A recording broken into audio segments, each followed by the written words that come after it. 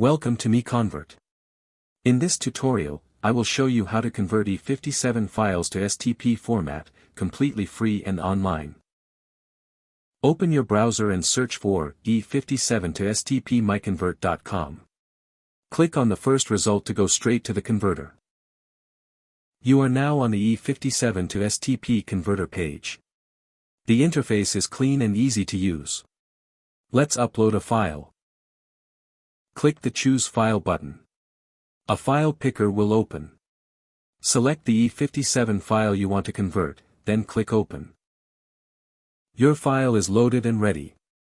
You can see the file name, size, and destination format. Click Convert now to start the conversion. The conversion is in progress. You can see the progress bar moving. This usually takes just a few seconds. Done. Your file has been successfully converted. Click Download to save the STP file to your computer. That's it. Visit MiConvert.com for more free conversion tools. Subscribe for more tutorials. Thanks for watching.